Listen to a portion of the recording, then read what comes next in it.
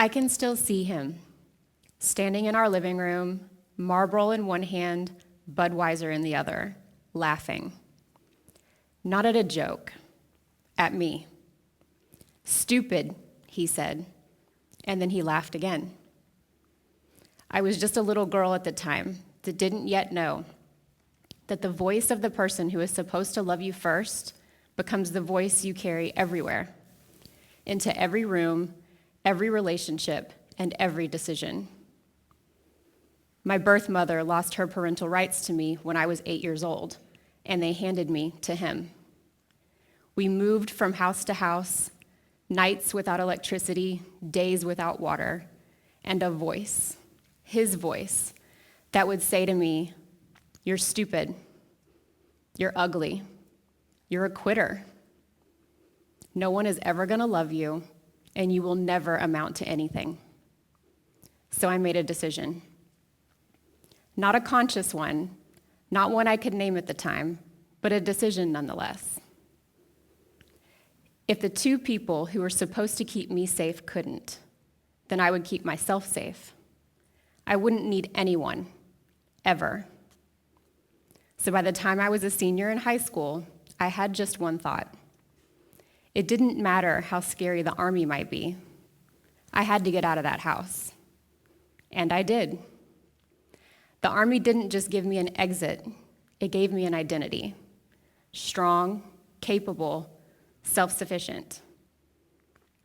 But what I didn't know then, what would take me decades and 4 marriages to understand, was that I hadn't escaped my father's house.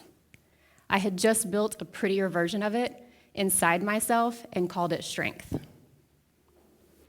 Now, many of us learn what it costs to need something, so we figure out how to hide that. I don't remember learning how to say I'm fine, but I do remember learning how to say, I've got it. I became capable early, responsible, low maintenance, and people praised me for that. They said things like, "She's so strong. She doesn't need anything.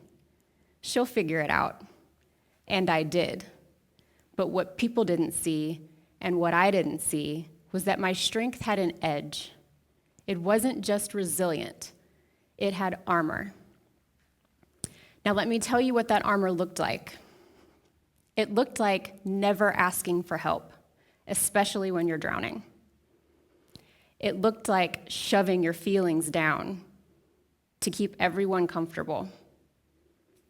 It looked like pouring yourself a drink at the end of the night when the house got quiet, but your mind got loud, because numbing was easier than feeling. And feeling, it stopped being comfortable a long time ago. From the outside looking in, that looks like strength. We hand people like that promotions. We call them reliable. We say things like, "I don't know how they do it." But what we don't see and what they don't see is that it isn't their strength holding them together, it's their armor. But just like most things in this world, armor has a cost. It keeps you safe, but it keeps everything else out too. The support, the tenderness, the moments when someone can reach out a hand and you could actually take it. Not only does armor stop you from being hurt, but it stops you from being known. And when you cannot be known, you cannot fully connect, not with others, and eventually not with yourself. Now, by the time I'd entered my 4th marriage, I didn't think I had a pattern. I thought I had discernment. But then conflict showed up again. And the same sensations hit my body. Tight chest, clear thinking, exit strategy forming.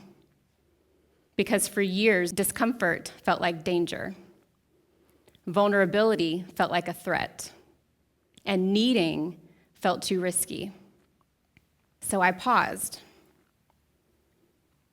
Not because I had suddenly been healed, but because I finally started to see the pattern. So I asked myself one question. Are you unsafe or are you uncomfortable? And that single question kept me in the room. Not to tolerate harm, but to sit with myself long enough to be honest. And the truth was this: I wasn't in danger. I was afraid. I was afraid of being hurt. I was afraid of not being chosen. I was afraid of repeating the same storyline from my past. I was afraid my father might be right. I had been choosing first, leaving first, detaching first. That wasn't power. That was self-preservation dressed up as empowerment.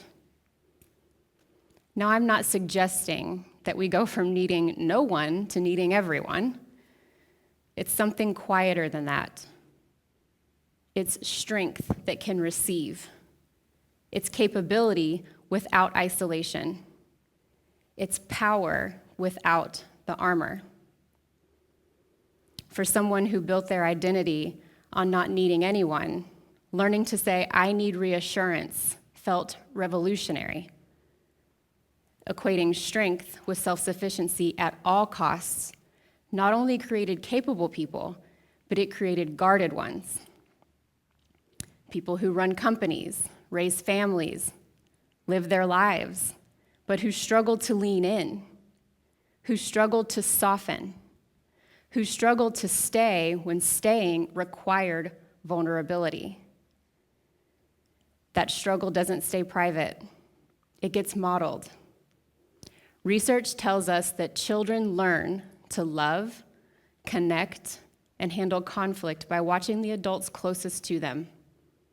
What we model becomes their blueprint, sometimes for decades. And here's the thing: you can't break these cycles in one dramatic moment. You break them in the pause between impulse and action, when you feel yourself armoring up and you choose curiosity instead. If you built your life on being the strong one, if you wore independence like a badge of honor, you don't have to stop being strong. You just no longer have to hide inside of it.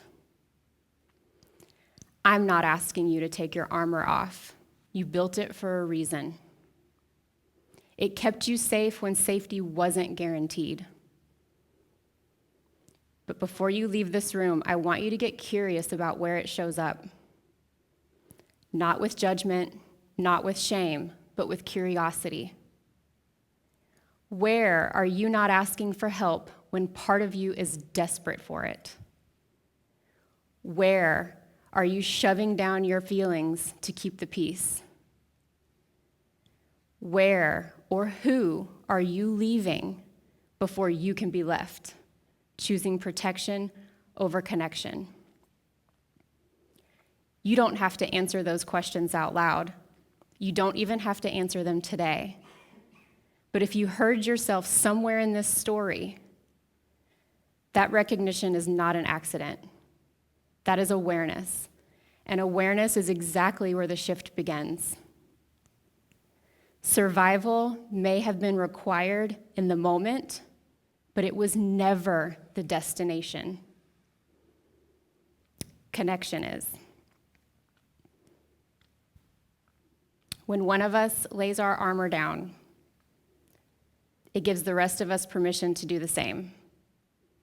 When one of us chooses honesty over protection, it changes the room. When one of us chooses to be known, it gives the rest of us a safe space to step forward. And that is how we break cycles. Not alone, not in isolation, but together, all of us. Thank you.